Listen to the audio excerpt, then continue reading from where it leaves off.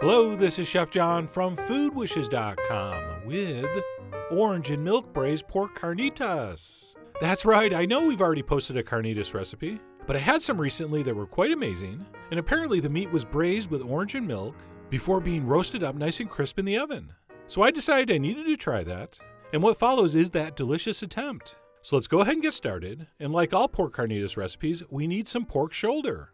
So I have about 3.5 pounds here of boneless pork shoulder, also commonly sold as pork butt, and all we need to do at this stage is cut this in nice big chunks. And you will notice there's going to be a good amount of fat and connective tissue, but we really don't want to trim any of that off yet. So like I said, we're going to go ahead and cut this into nice big pieces, and as usual, the exact size doesn't matter. What matters is you pick a size and stick with it, so everything cooks at the same rate. So the exact size is up to you. You are the king tut of how to cut your butt. And speaking of mummies, once that meat is cut, let's wrap up this part of the operation by generously seasoning with freshly ground black pepper, as well as a whole bunch of kosher salt. And I guess you could do this in a bowl, but I'm going to do mine right on the cutting board. So we will apply some salt and pepper, and then massage it in so those pieces are fairly evenly coated, at which point we are ready to brown our meat. So let's head over to the stove, where we want to brown our pork over high heat in some vegetable oil. And by the way, we're going to do this in 2 batches so we don't crowd our meat. I mean, there are so many amazing things to do with meat, but crowding is not one of them. So we'll brown that first half of the meat for a few minutes on each side till we have some nice color. And then right in that same pot, in that same hot oil, we will do the rest of the pork. And as soon as that second batch is done, let's go ahead and add the first half back into the pot, along with, of course, any accumulated juices, and continue with the rest of the ingredients. The first of which would be a leaf, bay leaf to be exact. We're also going to do some ground cumin, which I have to admit I much prefer pronouncing cumin, but I'm trying to learn, even though I'm pretty old and it really doesn't matter at this point. So a touch of cumin, as well as a little bit of dried Mexican oregano. Oh yeah, they sell both kinds, Mexican and Greek. So use the Mexican if you can get it, but any oregano will work. And then we're also going to do a little touch of cayenne for a little bit of heat before we move on to the last 2 and probably most important ingredients, the orange and the milk. And as far as the orange goes, we're definitely going to squeeze in the fresh juice, but we're also going to want to use the zest. And as you can see, the potato peeler is the tool of choice. And when that's done, we'll go ahead and add our juice to the pot. And by the way, I should mention, always use the ingredient amounts from the blog post, which may or may not always be what you see here, okay? So we'll add our orange juice, as well as our orange peel. And yes, I could have just tossed in those all at once, but they were so beautiful, I thought they deserved to be scattered in one by one.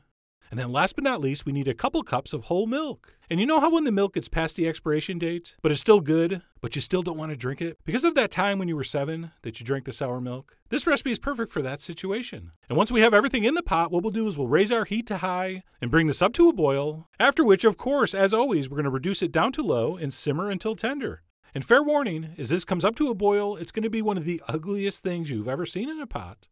All right, that milk's going to curdle, and it's going to look basically disgusting.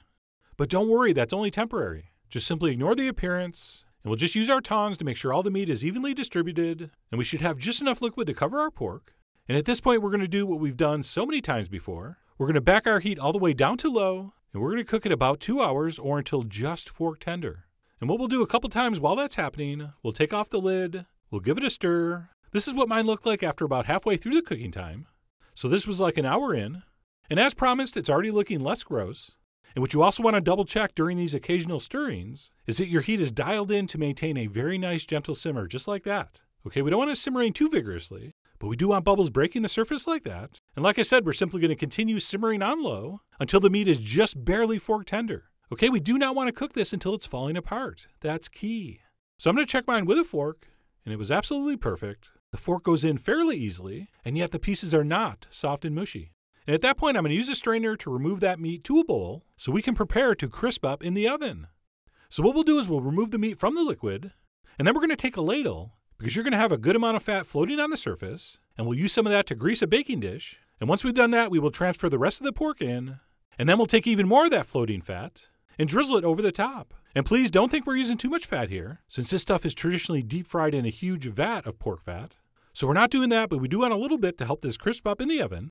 And then once that's set, I'm going to season mine with a little extra salt. You could taste a piece of yours, it might not need it, but mine did, so I added it. And at that point, this is ready to crisp up in a hot oven. So let's go ahead and transfer that into a 450-degree oven for about 15 minutes, at which point it's going to look like this, which is quite good looking, and we could eat right now if we wanted.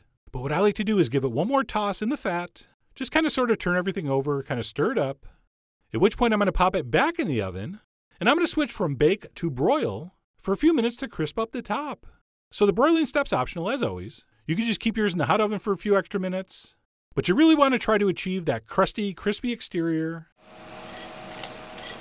which is hopefully surrounding meat that's still moist and tender, which as you're going to see in a second was the case.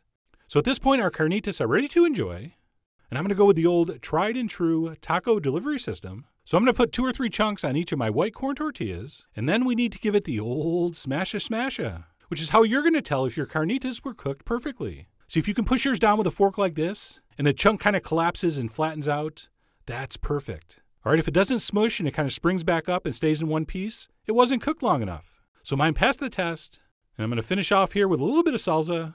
And of course, we have a bunch of different recipes for that. I'm also going to add some white onion and cilantro, which is very traditional, as is some fresh lime. And those orange and milk braised pork carnitas tacos are done. And of course, you'll have to take my word for it, but these were incredible. There's just something about cooking that pork in the milk that seems to make it extra succulent. And even though it's subtle, the sweetness that orange provides is very, very nice. So as you can probably tell, I was very happy with how this came out. And did it come out as good as the place I got the idea from? No, of course not. But in fairness, I've only made this once, and they've probably made it thousands of times. But having said that, it still was incredibly delicious, and I really do hope you give it a try soon. So head over to foodwishes.com for all the ingredient amounts and more info as usual. And as always, enjoy.